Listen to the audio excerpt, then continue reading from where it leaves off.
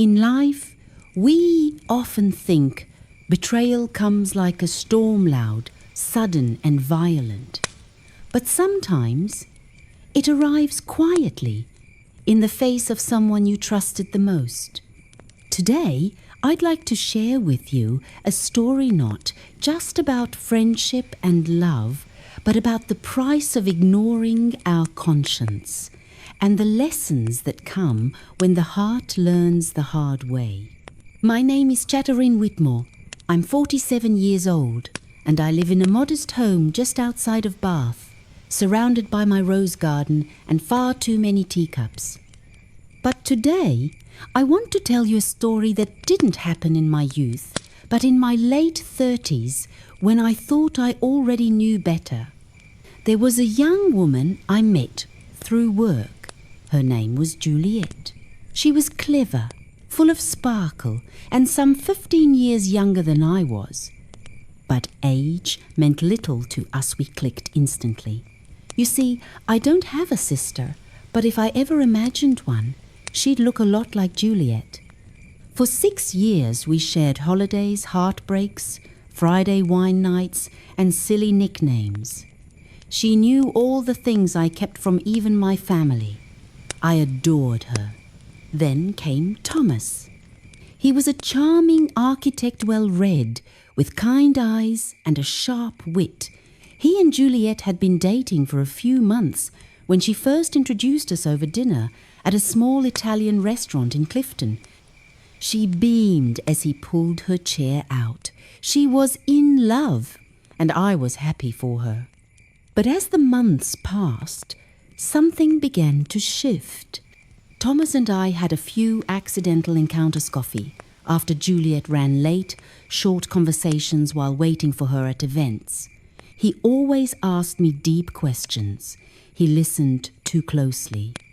And once, I caught him looking at me a moment too long. I told myself I was imagining it. I told myself he was just warm, polite. But something inside me stirred. Then, one evening, I received a message from him. "I enjoy your company more than I probably should." I froze. My heart beat faster. I remember staring at the screen, tea cooling in my hand. I should have told Juliet. I should have blocked him. Instead, I replied. I justified it to myself. I said, "We haven't done anything. It's only words." But words have weight, don't they? They slip into your soul and rot what once was solid. And so the messages grew. We began meeting in secret, just friendly chats that turned into long walks, into hand-holding, into things I'm ashamed to name. Until one day, Juliet called me. She was crying. "I saw the messages," she said, "from both of you."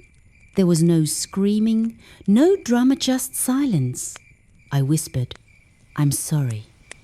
She hung up, and that was it. Thomas said we could now be open, but all I felt was guilt. Heavy, suffocating guilt. Within weeks, the charm was gone. Thomas grew distant. The fantasy crumbled.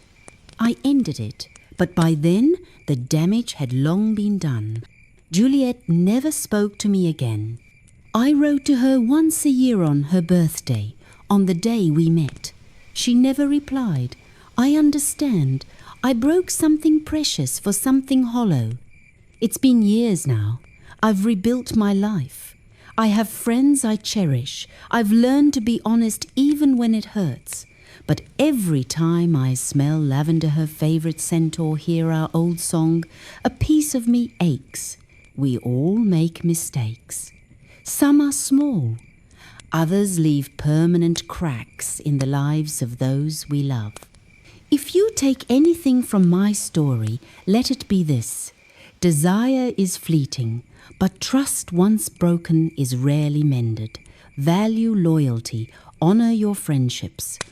And above all, never silence the voice inside you that says, This is not right.